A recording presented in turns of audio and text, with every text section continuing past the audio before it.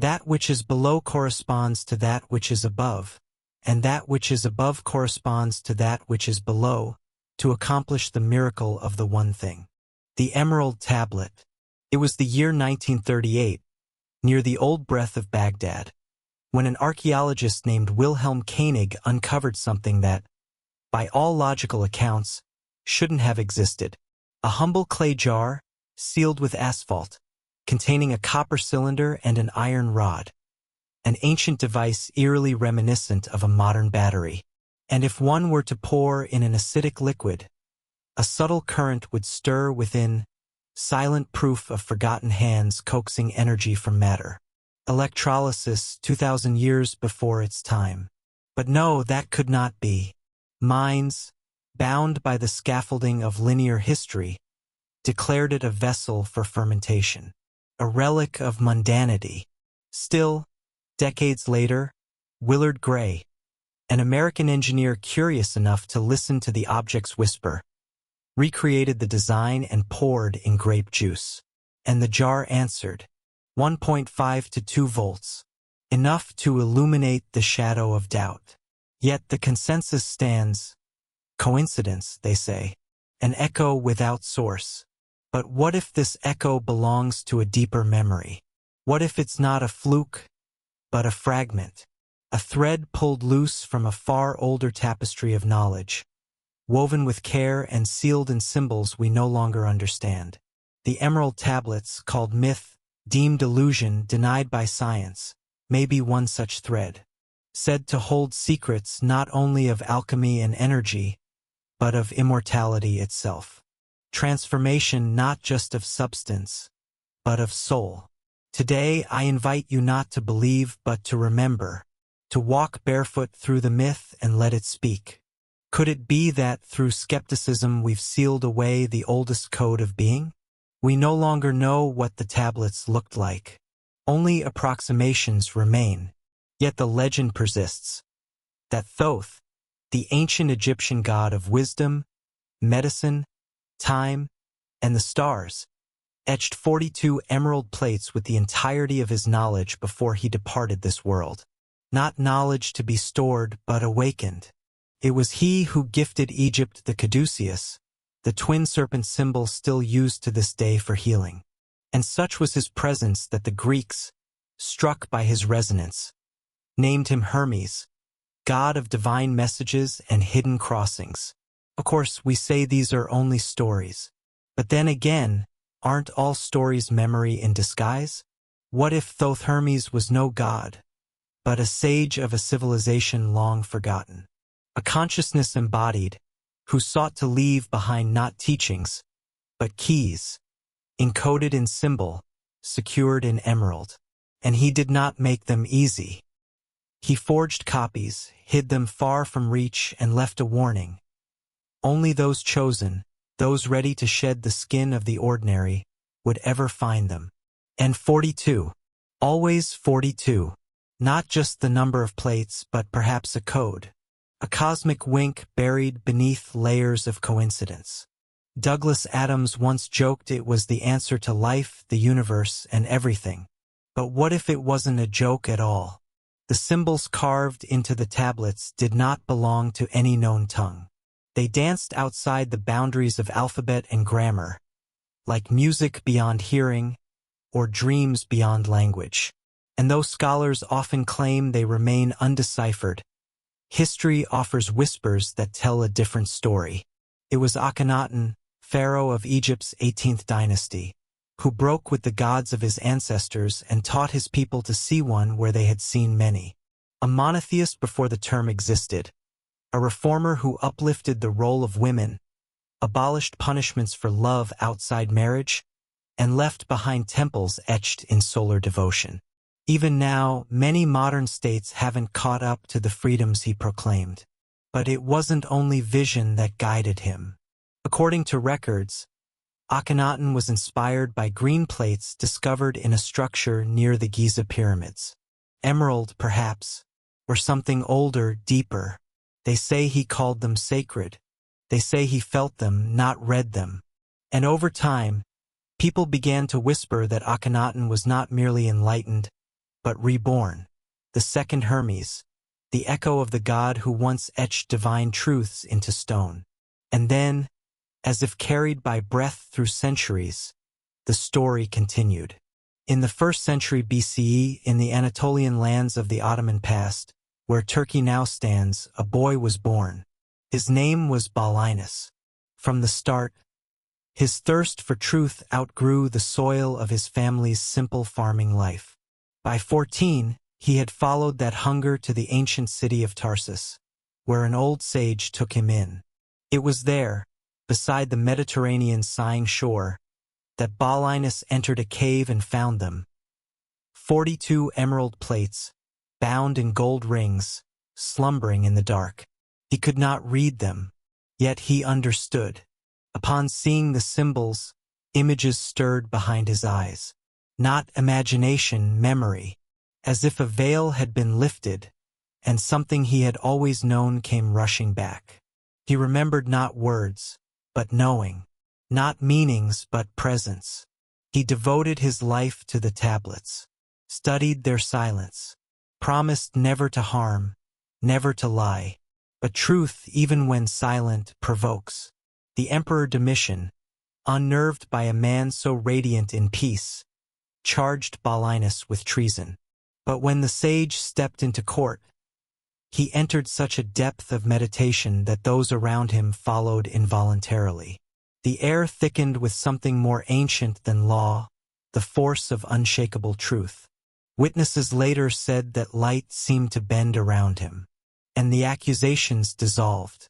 The emperor, stunned, declared him innocent, as if awakened from a spell.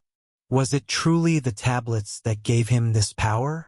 In time, they called him Hermes Trismegistus, the thrice great. Not merely wise, but triply initiated. Not a scholar, but a bridge. And if he had successors, if others touched that same source, perhaps the tablets did offer more than knowledge. Perhaps they offered a path to immortality. They say that one of the emerald tablet's sacred copies found its way into the hands of Alexander the Great, a man born into a modest Macedonian kingdom, yet destined to press his name into the bones of half the known world: Greece, Egypt, Persia, and the edges of India, all beneath his stride by the age of 30. Many believed it wasn't just ambition or strategy that drove him, but something older, something hidden. The tablets. And yet, in a rare moment of confession, Alexander admitted to his advisor that he could not read a single glyph. Still, he was captivated. For years, he poured resources, intellect, and faith into their deciphering, summoning a host of scholars to make sense of the mystery. Some say this very obsession laid the foundation for the Library of Alexandria, a temple of memory, born from symbols no one could yet decode. He died as suddenly as he rose during yet another campaign.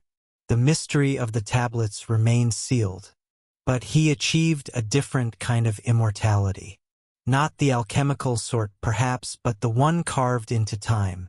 His name still spoken, his myth still moving, and through him the tablets traveled, passed, copied, scattered across the ancient Middle East, until centuries later, during the era of the Crusades, European knights stumbled upon these texts and carried them back across the sea. And so, in 1144, Robert of Chester translated the strange wisdom into Latin. Even this date was said to be meaningful. 1144, subtract the sacred medieval number 112, and again we arrive at 42. Coincidence or code? What matters more is the wave that followed. The tablets, even shrouded in metaphor, seeded the birth of alchemy, a discipline that would ignite the minds of Europe's most visionary seekers for centuries. From their cryptic lines, thinkers unearthed the idea of materia prima, the primordial substance said to hold all elements before they were split. Fire, water, air, earth, the breath of all becoming. And if you could bind them again, harmonize them in sacred proportion, you would return to that origin, source of endless power, and perhaps eternal life. To some, it sounds like a fever dream, but listen closely. Doesn't it echo the language of cosmologists today? That at the moment of the Big Bang, for fundamental forces, gravity, electromagnetism, and the strong and weak nuclear interactions were one. A unified field before the fall into fragmentation. Was this ancient knowledge already known, encoded, buried? But language is a gatekeeper. The alchemists of the Middle Ages, unable to pierce the metaphor, turned not toward quantum postulates but toward a grail, the philosopher's stone. The myth made solid. A physical object, said to transmute base metal into gold and grant life beyond death.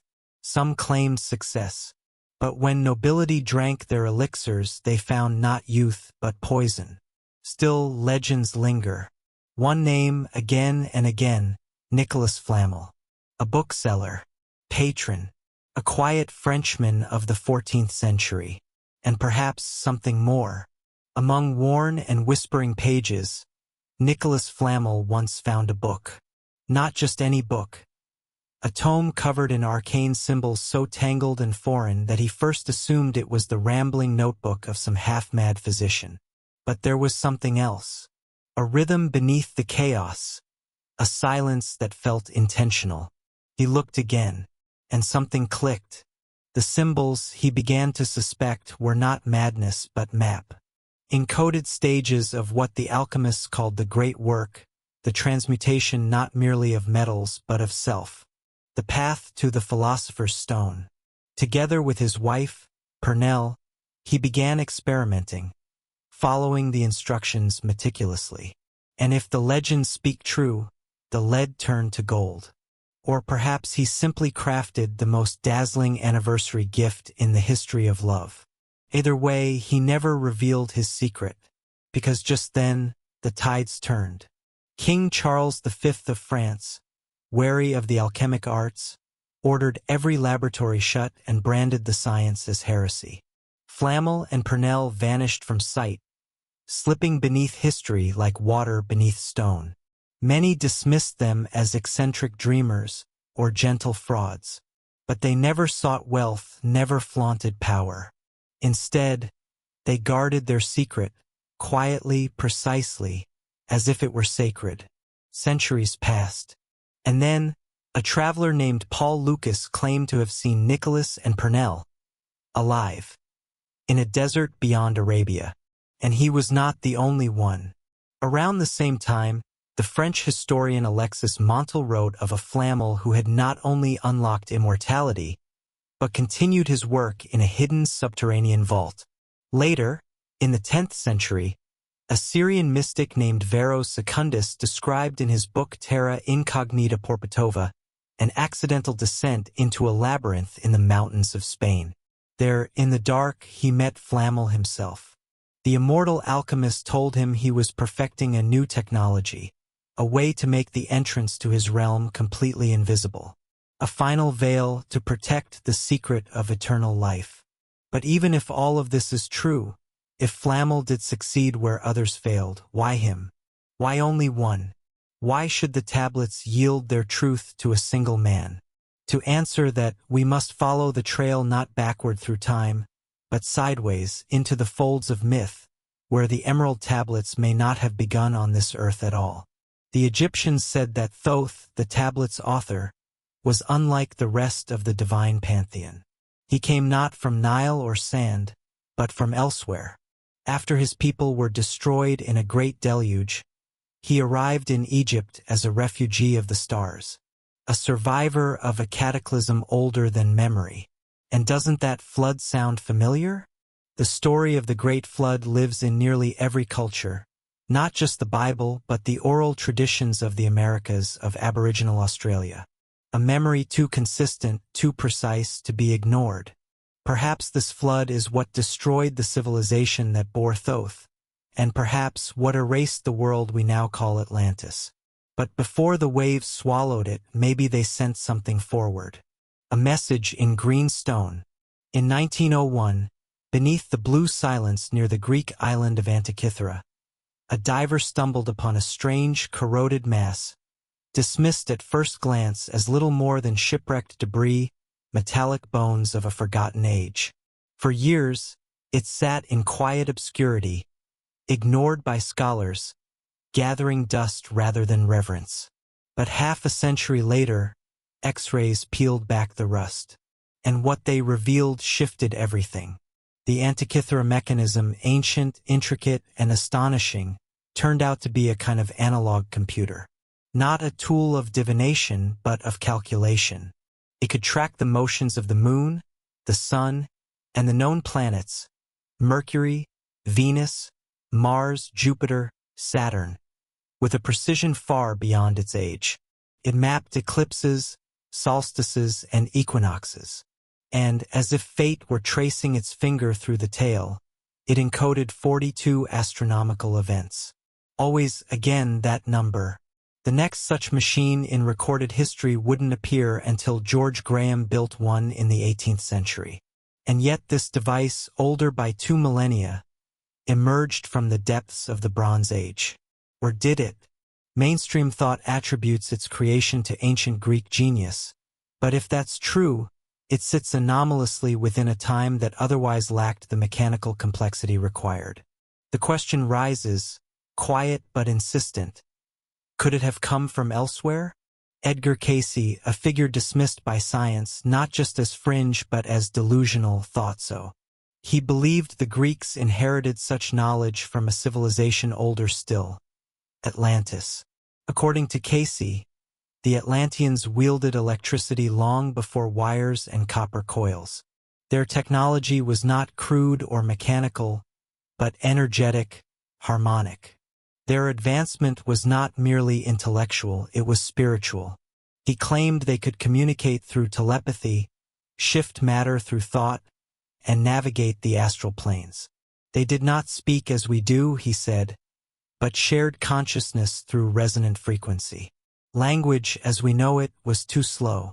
He also spoke of reincarnation, said he himself had once lived as an Atlantean, and that his memories of that world were not visions but returns. Madness, perhaps, and yet one thing he predicted did come to pass. In 1938, Cayce announced that within 30 years, evidence of Atlantis would rise again. In 1968, just as the breath of his prophecy came due, divers off the coast of Bimini in the Bahamas discovered something uncanny. A path of neatly laid limestone blocks, stretching 700 meters beneath the sea. A submerged road too regular to be chance, too precise to ignore. Today it's called the Bimini Road. Scientists argue about its origins, but no other structure like it has ever been found. Could it have been a bridge to Atlantis, long swallowed by tide and time? Cayce didn't stop there. He claimed the Atlanteans were not only engineers, but quantum physicists in spirit, masters of vibration, crystal resonance, and stored energy. He spoke of laser technology and memory crystals, not as fantasy but as memory. And he did so decades before lasers, semiconductors, or digital data existed. Could it be coincidence? Or was he channeling echoes of a civilization that truly lived once, not in myth but in memory? Today, no one is surprised by the use of crystals, in circuits, in memory, in frequency calibration. They are the silent sentinels of modern technology.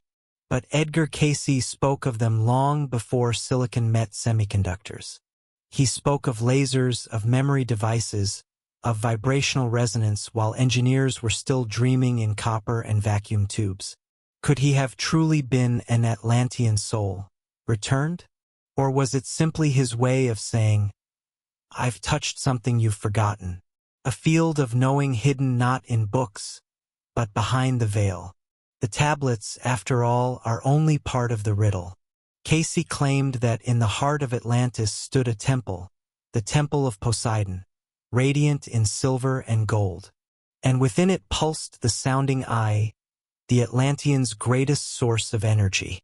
Every 5 years, rulers from across the continent would gather there, not to display their power, but to renew their vows, to be reminded, through harmonic vibration, of the path of truth. Afterward, they would record their revelations. Not in linear script, but in symbols, sacred, archetypal, imagistic. Exactly as Paulinus described when he encountered the emerald tablets. Knowledge not written, but remembered. Not taught, but triggered. Could it be that the tablets are not just Atlantean in origin, but distilled echoes of a civilization that once stood at the peak of spiritual technical synthesis? But then, where did they go? Modern geology speaks of a catastrophic period between 13,000 and 11,000 years ago. An epoch of chaos, possibly the seed of the global flood myth. Not a single deluge, perhaps, but a planetary upheaval that erased an entire world. Atlantis, if it existed, might have been its epicenter. The survivors, few and scattered, found refuge where they could. Some, perhaps, in the lands that would become Egypt. And suddenly the mystery shifts. The explosion of Egyptian knowledge, astronomy, medicine, sacred geometry, may not have emerged from nothing. Perhaps it was inherited. Perhaps Thoth, the god who appeared from the sea, was not a god at all, but a carrier of memory, bearing fragments of a shattered world. Some of his kin may have crossed the Atlantic, arriving on the shores of Mesoamerica.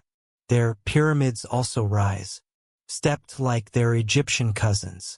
There, the myth of Quetzalcoatl speaks of a bearded god who came by sea, taught the people, and vanished again. Could Quetzalcoatl be another echo?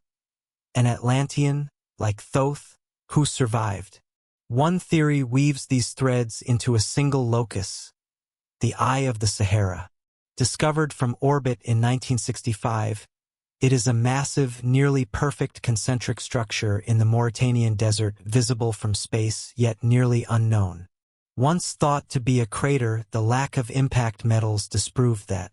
Instead, it is ancient sedimentary rock shaped in rings, as if something circular once stood there. Something vast. Something intentional. Could this have been Atlantis? Cayce said the Temple of Poseidon had 3 moats, each wider than the last.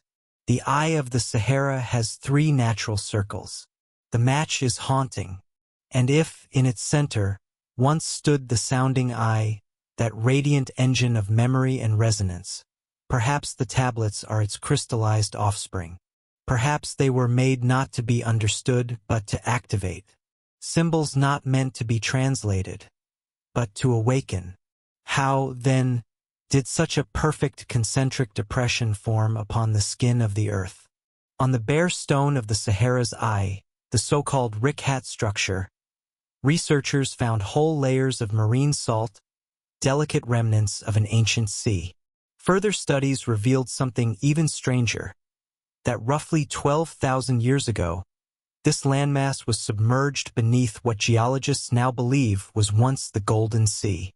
Over millennia, it rose again, shedding its waters and hardening into desert.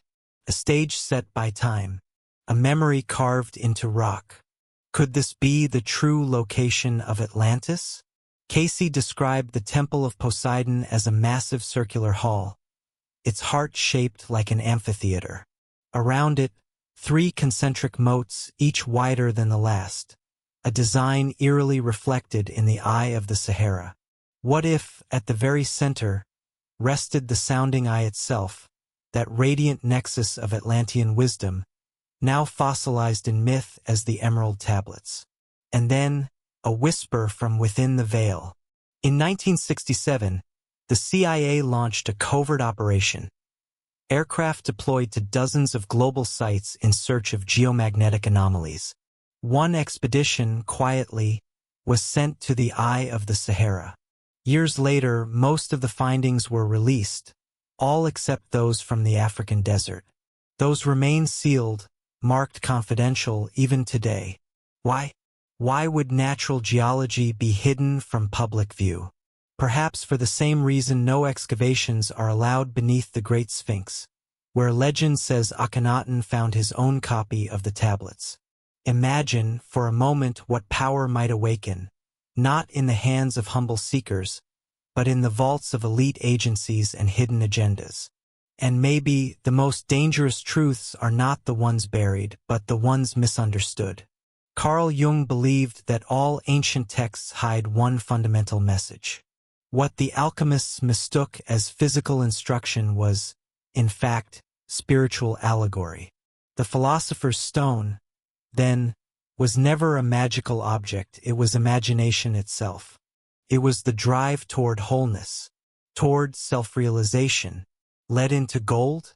No, ego into compassion, illusion into truth. In this light, the emerald tablets are not meant to be worshipped. They are not relics. They are mirrors, tools that invite us not to believe in magic, but to remember the magic within. Perhaps that's why they were never made too easy to find, because true wisdom does not descend like lightning. It grows like firelight in the dark. It asks you to walk, to wonder, to imagine again. And maybe, just maybe, that's what they were waiting for. If something in these words stirred a memory you never learned, if the echo of Atlantis, or the silent pulse of the tablets, felt less like a tale and more like a homecoming, then perhaps you were meant to remember. I invite you to subscribe to stay close to this frequency of remembrance. And if a thought, a vision, a question flickered within you, leave a comment below. Sometimes the truth returns not in answers, but in shared resonance.